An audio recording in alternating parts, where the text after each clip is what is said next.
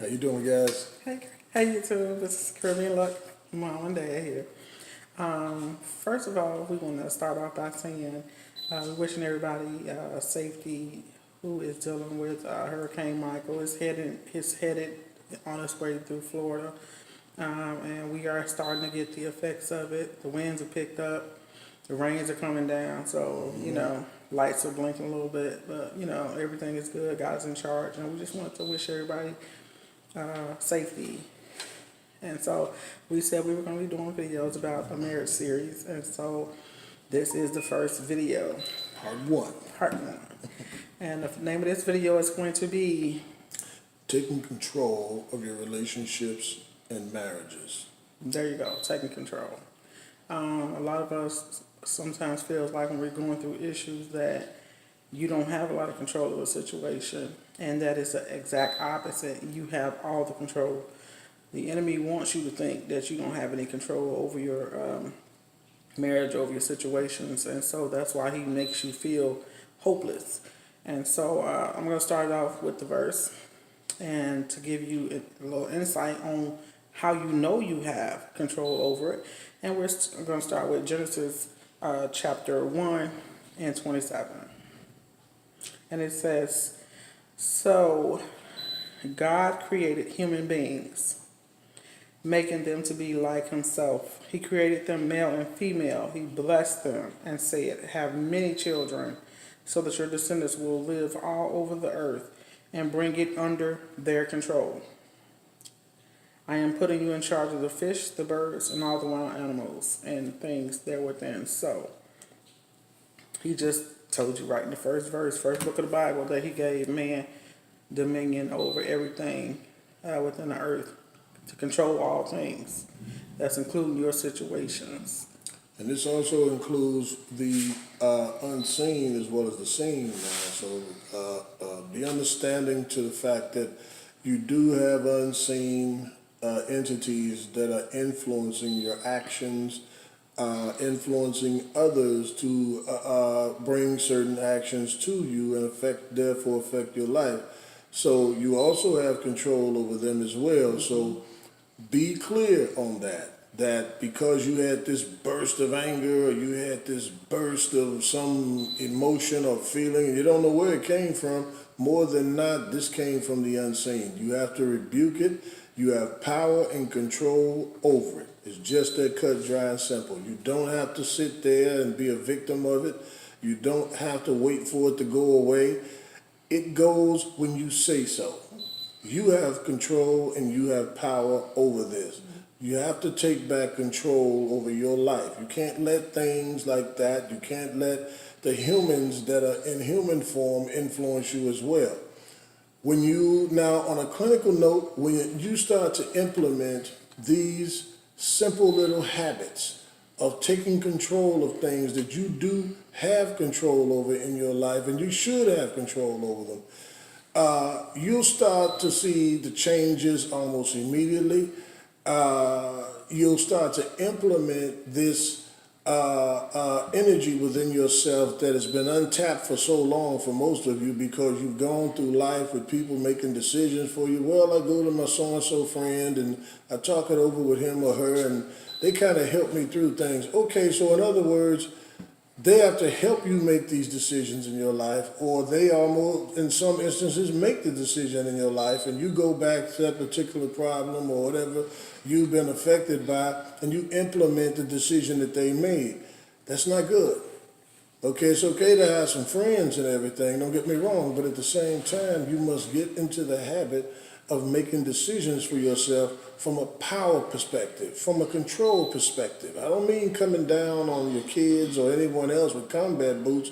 I'm simply saying to you, get in the habit of making decisions for yourself. Get in the habit of being in control of things. Also, the habit of being in control of yourself. That's right. Because in some cases, people are not in control of themselves and they allow an outside entity, either physical or spiritual, step in and take control. This is never good. This is never good. There's a lot of guys out there, I know I'm going to step on a few toes when I say this, they step up and they allow a female or a boss, a co-worker, or somebody like that to take control of things in their life. You shouldn't be doing this. This woman is not married. She's just somebody you talk with and everything, but she's what you call commandeered your life for that little period of time. She's got you doing and saying things you should not be saying. For a lot of us out there, come on, guys. Now, this is not conducive for a marriage, not even a relationship. You cannot have this outside individual usurping this type of control in your life. She just popped in out of nowhere. But because she looked a certain way, or she dressed a certain way, she smelled a certain way, you gave her that power. Okay? One thing you need to understand is that in marriages, you are supposed to forsake all others. Forsake all others. That's why you marry. And so this includes, you can't have other people that are controlling aspects of your marriage or putting their input into your marriage or controlling any kind of actions about you in your marriage. There should be two physical entities and three spiritual entities in your marriage. That should be you, your spouse, and the Most High. As far as spiritual, and just you and your spouse are physical. So there should be no other input whatsoever. And you just have to make sure you keep that in mind. Nobody only you can control that. Nobody else has any kind of influence over you whatsoever. When you come from a place of power, you'll never have outside influences that are disturbing you. We talk about the spiritual a lot because we know for a fact there are spiritual entities that come against the marriage first and foremost. Yeah. That is whether you believe it or not, that's a fact. There are entities that literally want to bring down a union of marriage. Since the first book of Genesis, it tells you about how the enemy came against the first marriage, which was Adam and Eve. Almost immediately. Immediately, as soon as they were, made. Wow. Yeah, immediately. And there's a reason why the enemy comes against the union of marriage. The marriage is a protection for the male and female, and also for the children. And so, bringing that marriage down will literally destroy not one life, not two, but all the lives that are under that umbrella of marriage. And so this is why they attack the marriage so hard. But you have control over that. You have to stay in the fight and know that you are in charge. No spirit, no physical being can come against your marriage unless you allow it. That's right. That means you have to literally drop your guard and hand your power, your control to this other outside entity, either physical or spiritual. And some of you will argue the point. You say, wait a minute now, I didn't surrender anything. Yes, you did. Because when that particular man or woman showed up on the scene, they couldn't have had any type of influence on you if you had not dropped your guard.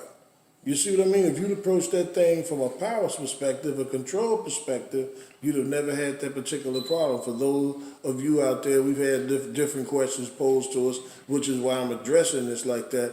It cannot affect you like that. Then when it comes down to reassuring your mate, you can't go in and you say, wait a minute, now I explained to her, and she might say, I explained to him, about the situation, and I came with everything I had. I said, but you came from an old, weak, stomped out, nothing position in it. It's not enough energy in that to convince anybody. You have to come, once again, from a control and power perspective to your mate, reassuring them. They're like, oh, okay, he or she is making a strong statement with that. They're coming from a power position.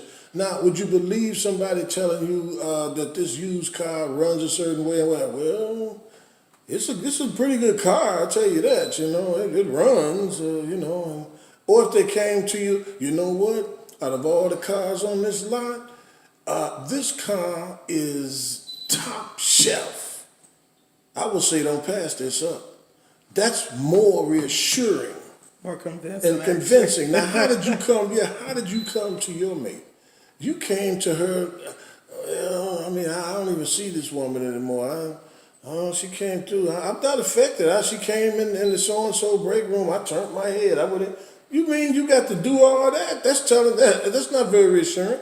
Or for the woman, same thing. The bottom line is take back control of your life. Take back control of your marriages. Absolutely. Take back control of your relationships. The Lord did not give you this old beat punk.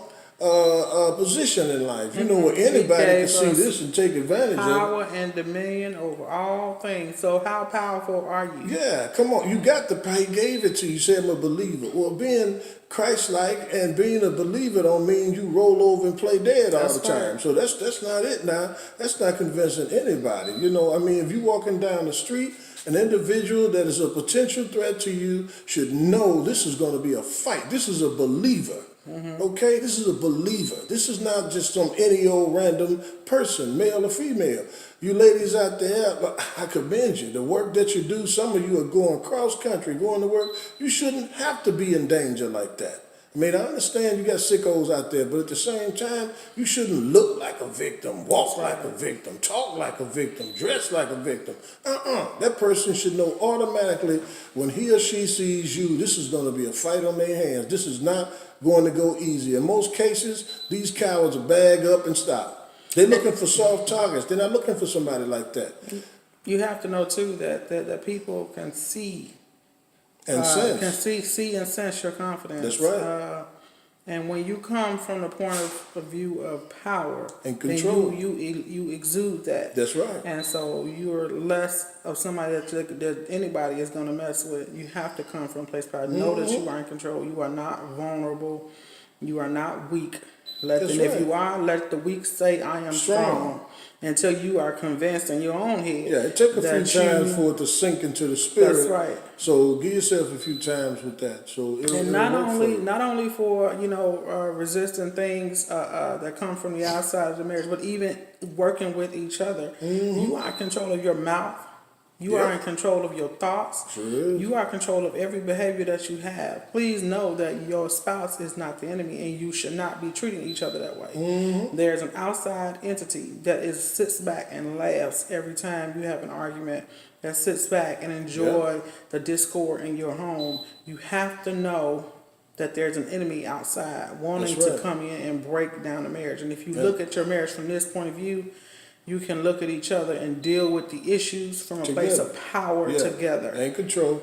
I don't care if some of you are just about to do this, you're just about to get married. I don't care who's contributing to your marriage. Well, hold on now. That's my father. He putting in X amount of dollars. Now, if he's going to come in and cause all this ruckus and everything else because he's throwing in these little couple of dollars, maybe you can tell the man to keep his money if he's going to do all that, because he can't come in here and control this, control that, make the decisions and what have you and whatnot. Okay, then the money is not worth it. And then once again, too, you got to come from a place of power. It says forsaking all others. I don't care if you have to, if it's your mother or your father. If they're coming against a union that God has brought together, then they you gotta exude some power and control that situation. I can't see who wants to go into a marriage with somebody like that. This is a sign of things to come.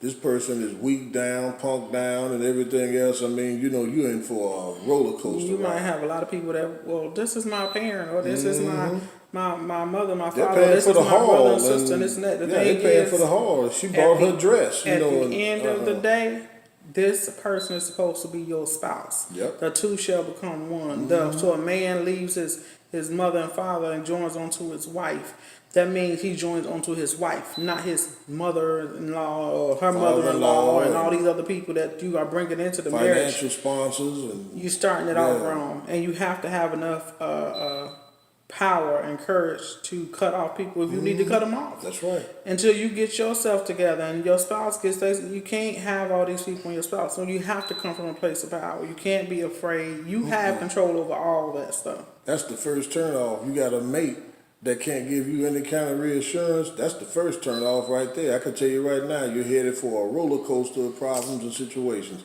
We saw something sad at a particular wedding.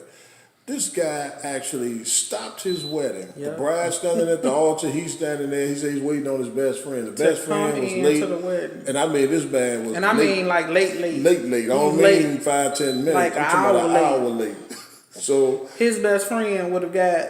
First of all, if that's your best friend, you were supposed to be there that morning. You should have even been there with him the night before if that's your best friend. Best friend. Second of all, you don't hold up your wedding because somebody is late. Right. That's ridiculous. That's absurd, man. You know, the wife, the person that's supposed to just marry you, was there already. So what Yeah. are you holding up for? So- They would have just been left back. I mean, that was like the craziest thing That's ever. that's one of the craziest. So I mean, We both were like, can't they believe starting it. off wrong already. Already. So I can tell you right now, he's going to have a wife that'll more than likely start disrespecting him, saying all the wrong things, hitting below the belt. I mean, you know, it takes away respect. As long as that bride is there for us as the men, and for you ladies, the groom is there, we ready to proceed. All right? Everybody else rather That's just it. watch the videos later on. Yeah, you can watch the video, right?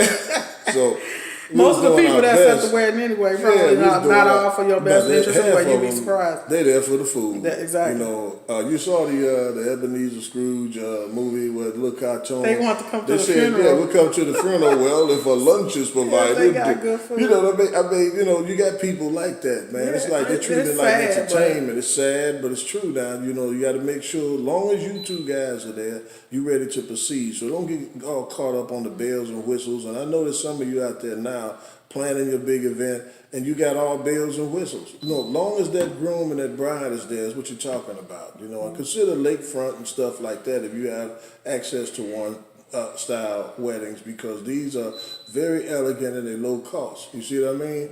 The lake, it never goes out of style. I mean, you're not going to some crazy hall where it starts off with X amount of dollars, outrageous conditions and everything else.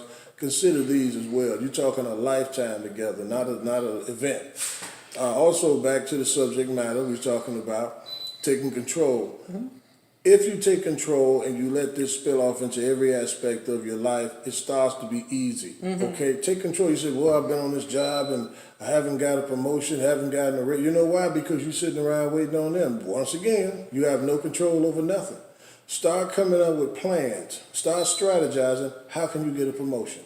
How can you get a raise? Have you ever did that? If you haven't, you need to. So at the same time, it spills over into your children. You say, boy, I don't know, this boy just can't do high school, or this kid just can't do elementary, or whatever the case may be, because the child is out of control because you're out of control. You have to take control of that. You have no control. Right. What strategy do you have for this child? What plan do you have? Have you discussed it with the teacher?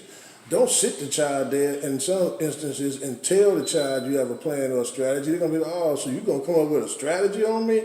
Kids aren't stupid. So you turn around and come up with that plan or strategy between you, wife, and teacher.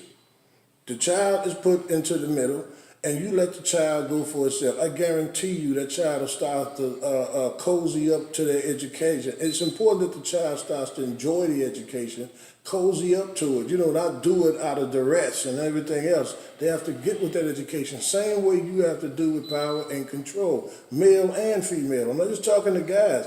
A lot of you ladies, you got to get control. You can't be all out of control and think this man is going to be stable, stern, loving, caring. That's a turnoff. I mean, you're all over the place. You got to be somebody who can exude control. You got standards, even in your marriage. You can't go for anything and say, well, wait a minute, what if this guy did this? What if he did that? If he already know the rules 9 times out of 10, in most cases, he's not going to break them. Right. And so even with coming with that, you know, control, you have to come from a, like I say, like he said, a place of power with everything, and that you will see the issues fold away. The first thing is, whenever you have any issues, you're going to have to confront them. Confront all your issues. Take care of every problem that you have, no matter how hard they are. Confront them. You'll be surprised that once you confront the issue head on, it's not even that big. It starts to shrink. It shrinks, and so. But if you let it sit there and fester, it's going to be like a bomb. Boom! It blows up. Now you got this big thing you got to deal with. Nobody. It's like busting a gallon of milk on the floor. It's forever to clean up. It's forever to clean up. I'll tell you right now. You don't want to be bothered with it. But at the same time, if you deal with your problems and get in the habit of coming up with strategies for your problems, okay, I'm going to deal with this like this. I'm going to take care of it. We're going to discuss it on this day and what have you. Before you know it, the problem that's gone. You don't have that to deal with. Even, I don't care, that tricky subject of finances or suspicion of infidelity and stuff like that.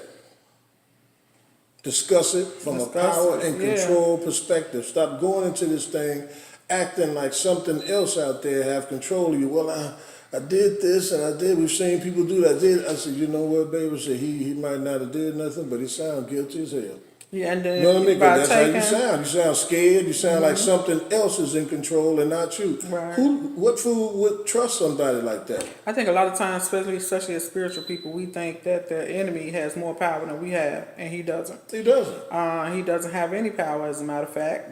God has already said that you have dominion over everything, and He That's also told us that when Yahshua died on the cross, that we had already defeated the enemy because of that. And so I'm going to throw another quick verse in here real quick just to show you how much power you have. It says, this is from Ephesians. Finally, build up your strength and union with the Lord, and by means of His mighty power. So he said, builds up your strength in union with the Lord, and by means of His mighty power. So if you're in the union with the Most High, you got the power of the universe at your disposal. That's right. So how could you be weak? How could you be out of control? Because see, let me tell you something, guys. The enemy, physical or spiritual, they can spot fear, intimidation, Absolutely. and weakness. You can't hide it. It's an energy that is unmistakable. Love is the most powerful. Right under love, you got everything else, okay? So at the same time, if you're feeling intimidation, fear, or somebody can get over on you some kind of way, I mean, they're going to take advantage of it. That's all there is to it. You can't stand up there and say, I don't show it when I do. Oh, so I take it you an actor now. You Brad Pitt or Angelina Jolie, you know how to hide everything. You can't. Even they couldn't. I mean, it's too powerful of an emotion, energy to hide. You can't take a chance on that. You go to a car dealership anywhere and you're scared and carrying on. And even for us as guys, now if you like that, maybe you should let her handle that then, because he's going to sense that, right? You going in and say, I want him. Because you look scary, you exuding fear and everything. He's going to take you out there on that lot, man. You can have a seat, have a cup of coffee, because he already know your wife, a bulldog. She going to get out there and she going to perform, right? Hey, man, you got to get to the point, man, where you like, hey, I'm exuding confidence. I'm exuding energy. You don't have to be intimidating or coming off like you about to hurt somebody, but at the same time, get rid of that. Pray on that. Break that covenant that you made with fear, intimidation, and scariness. Somebody get loud. Well, I told you what I mean, and you get scared and whizzle up and everything. You can't do that, man. You got to match 5 or 5. They get like that, you get like that back. Because the thing is, it's your life. You can't go through your life with people commandeering your life, taking control of it for their advantage. All right? You have to realize if you're not taking control, then those spirits that he They're just gonna spoke take control, about, man. they're Every taking time. control. Every single time. The spirits of, like you said, anxiety, fear, just the spirit of weakness. All those are spirits that come in and try to control your life. They try to cause you problems by shooting all types of fiery darts at your life, especially to bring down a marriage. That's right, because they think they can. And you letting them think that they can, because they know how scary and intimidated and weak you are and everything. So this is why they do it. They're not going to shoot this stuff, whether they're in spirit form or in human form, at somebody that's going to take them out. They know it's not going to work on anyway. And they coming back with 5. They shoot one arrow, somebody like that, they firing back with 5. You don't have to match nothing with anybody. A demonic entity throws something negative at you, you throw 5 verses back at That's it. right. You coming hard. You coming down hard. Come with truth. Come with the knowledge that you are in control and you have the power. And come with the word, the sword of the word with you, and you good. That's what you good. All you got to do is come on with it and come from a command power. You're not coming in there saying, I'm telling these entities to leave my house and to leave. We've heard people do that. You crying and you leaving, and now you begging in the name of Jesus. You know what? That thing went and sat down somewhere and wait until you stop, and he gonna kick back in full blast. You know what? When you come at this thing, come in command, power. You come in like that. Treat it like an intruder is in your home, and you want them to leave. You're not a guest. Speak to the spirits that are causing the chaos in your life. In control. Now, when you tell your kids to go do something, and you had it with this kid doing this thing the same way and the wrong way for the 5th time, you said, look, didn't I tell you to go and do this? And they gonna move. What is wrong with you? They already know. Look, the bell coming after that. I know when he get like that. He's going to start swinging. That's why he said so that. The thing Even is, our children, we have, they're regular kids like other kids. Yeah. You know, you say They something right to them, and they'll wrong sit there and and, lollygag for a second, take a little bit too long. But But let that real voice come out you know now, when they know we not playing. As soon as you turn around, they gone. They gone take care of that. You know what I mean? And they're gonna have to do the same thing with their children. You have to implement 3-4 times as much force and energy when you're talking about a demonic entity. I command you to get out of my home. In the name and blood of Christ, get out of here. You coming like that. You can't come with that weak, soft, punk stuff. They got a choice. Will you go? I want you to ask leave, the question. please. Please go. I mean, this is why you catching hell in your marriage. This is why people, they play with your marriage like a cat toy. You use a lot of Whether fun. physical or spiritual, they all playing with your marriage. That's right. You call a dumb friend up that shouldn't be advising anybody. You know, guys, all of us know a guy like that. I mean, this guy shouldn't be advising anybody. He can't keep a relationship to save his life. You telling him your problems. He give you his wrong spiel on things, and you implement that into your marriage, and it causes more problems. I'm sure you ladies do similar things. You got this friend. And not when you get to a certain point in your life. Yeah, you got to cut it out, right? Advice about my marriage. You got to cut it out, advice man. I need, we'll talk about from each other. Right. We'll go from there. Right. I'll say this much here, guys. Stick to talking about, football and stuff like that with him, because he's nobody to be getting advice from, So anyway, what we're telling you is in a nutshell, you got to assume control. That's right. You got to take power in your relationships and marriages. You got to sit down and talk with each other. If reassurance is needed in your marriage relationship, then give it, but from a power and control perspective. And I guarantee you it'll start to turn things around, because that's really what all of us want. Mm-hmm. That reassurance that, hey, you have our best interests at heart.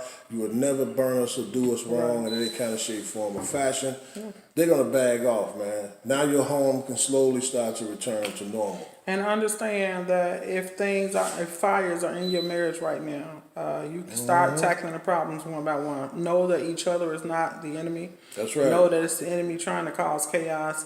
Come from a point of power with handling the situations. Turn to each other, stand united, and deal with the issues together, and eliminate the enemy from your life. That's right. He can't do anything that you won't let him do. You can't keep rolling over playing dead and think it's going to go away. You can't put a Bible on the table and think that's all it takes. It's a mojo. It's going to make everything evil go away. You won't recite any word in your home. And you have to be a doer of the word, not just right. a person who reads it. You have to do it. Sometimes people are so hard-headed. They will read the word 24 hours a day and won't do a single thing it says do. Close you it have up to be a doer of it. If it says, call out that enemy for what it then that's exactly what you need to do. And mind you, it's not easy. You're going to have challenges that come up. I mean, you might say, oh, well, the word is not going to be able to fix this. This so-and-so done this, done that again, or this happened, and what have you. The bottom line is, regardless to how bad it is, even in cases of infidelity and adultery, I know you're saying, well, wait a minute, hold on now. No, I'm not going to hold on. Let me give it to you straight. Even in cases of something like that, and you guys attempting to continue with the business of marriage after an act like that has been performed or done, you still are going to have to come from these same perspectives. Power, control. You cannot go into this thing talking like something out there has control of you. Well, she shouldn't trust you or believe. Look how you talking. I tell you, baby, I never do it again. I never. You could trust me. I'm done with that, baby. You sound so weak and punked out. I mean, why should she buy something like that? I mean, he sounds like something out there else got the helm and got the wheel, not him. The same goes for her. I know it's a taboo. It's tough for us as men. If something went wrong and messed up, and you guys are attempting to continue with the business of marriage, the same rule applies to her. It's going to have to come with some serious convictions, mind made up, power and control, force, and I have control of my life. I heard a guy tell me one time, and I told my wife about it. She said, yeah, that's crazy. The guy said, yeah, he don't want to run out here and mess up like that anymore, what have you. And he said, but every time he see the woman, it's like she got power on him or control. He can't help himself. That's what I'm talking about. I didn't tell him at the time I wasn't where I am now. I said, that sounds absurd. I mean, you tell me she got it like that. And so anyway, you can't go through life like this. Okay, you can't go messed up like this and wonder why it's not working for you, why your finances are like that, why your life is like this. Take these little tips that we're giving you, and we made them simple, no big political words or nothing like that. Take this, apply it to your life, leave us a comment, let us know the Definitely, positiveness definitely. that has occurred in your life. Like you said, leave a comment at the bottom if it, you know, if you feel to do so. If you want to ask any questions, please do so. Thumbs up the video if you like it, and don't forget to subscribe. We will be doing this relationship series. This is just one. This is the first video. And we will address your question that you Absolutely, asked. absolutely. Okay? We been married for a very long time. We went through a lot of things, and we feel like we could help a lot of people, especially with our backgrounds, and so Yeah. that's what we're doing this for. Once again, to everybody out there, be safe. Anything else? That's it. I think that's all. All right. For one. Bye, everybody.